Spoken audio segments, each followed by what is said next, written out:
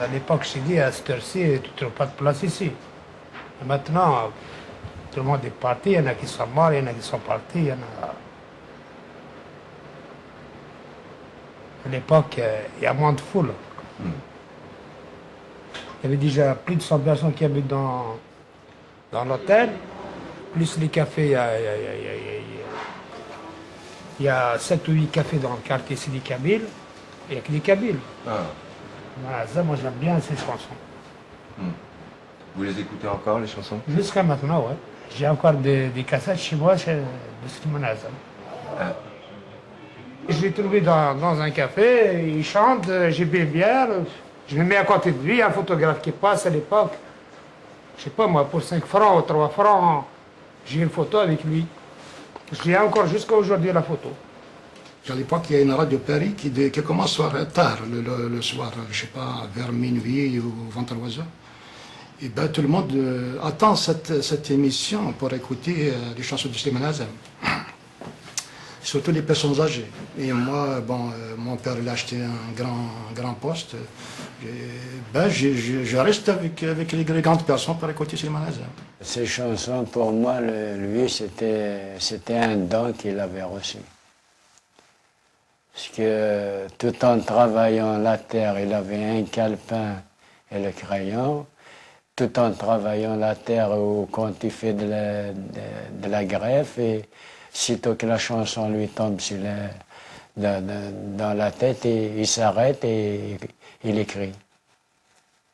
Et c'est lui qui écrit sa musique lui-même, qui compose et tout. Je me suis trouvé avec lui assez souvent, il prenait le carnet de la poche et il écrivait. Et après, il continuait toujours son travail. Tout en travaillant, les chansons lui tombent dans la tête.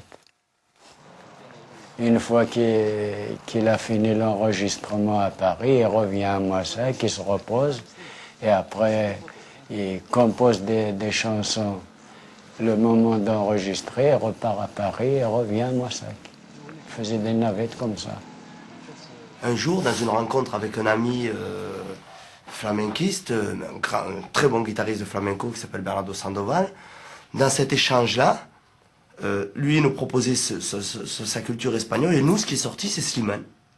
Il y avait la chanson Dites-moi mes amis, qu'est-ce que je vais faire à Paris? Bon, nous, en plus, en tant que Toulousains, ça tombait bien. Carrément, ça devenait... cette chanson-là, on l'a faite sur un album de 100% Collecte, c'est la première qu'on a faite ensemble.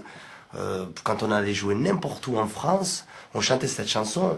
On avait l'impression que c'était valable pour tous les provinciaux exilés à Paris. C'est pour dire l'universalité du propos quand même.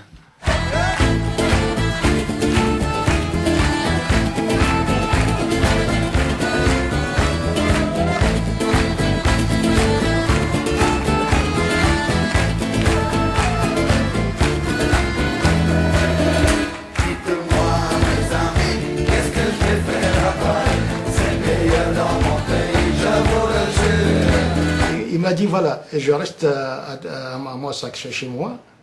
Le jour que je viens à Paris, et je prends le dernier train, le soir, pour arriver le matin à la gare. Et quand je lui dis voilà, maintenant je suis là pour vous déplacer. Et ben, il était très content. Et je l'accompagne dans ses déplacements. J'ai vu danser concert là où il se passe, et danser dans ces spectacles dans les cafés.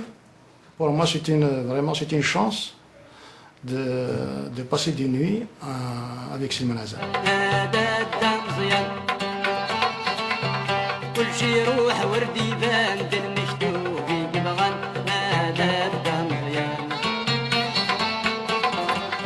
Damzen, il est ancien, de Slimane Azam aussi. Quand il a touché, Damzen a touché Slimane Azam, quand il lui a posé la question combien de temps que tu n'es pas retourné en Algérie. J'ai vu Slimane qui est avec ses larmes aux yeux. Et il a tenu comme ça Slimane, Damzen n'a pas les épaules. Et il a fait un grand souffle. Il dit ce sont Damzen, Je t'en prie, Slima Damzian, ne me demande pas de mon passé ni de ma vie. أكي قراد فنانا رمي صحاحة يندقنا سليم يقرس يوم الجريان هذا دا مزيان زيك شفي غقرنانا كون ويذات مثلنا ما كن ليدها من المان هذا دا مزيان وين يتسونا ذيك فكرة غني نفكا إذا من النار ذي القرات اللي عدى هذا دا مزيان. Quand j'ai mis ma femme à l'époque pour trouver un appartement en habitation, je suis deux, parce qu'il y a les rapatriés d'Algérie. À l'époque, les Français, par peur ou par machin, ou par racisme, certains, on les logeait pas. Ouais. On logeait pas l'Algérien. Qu'est-ce qui est. Moi-même, ça m'est arrivé. J'étais dans un café où ils allaient Jean Jaurès. J'ai demandé un café. Le barman ne veut pas me servir parce que je suis algérien. Et bien des gens comme Slimane Azem leur ont donné peut-être une des seules fiertés communautaires.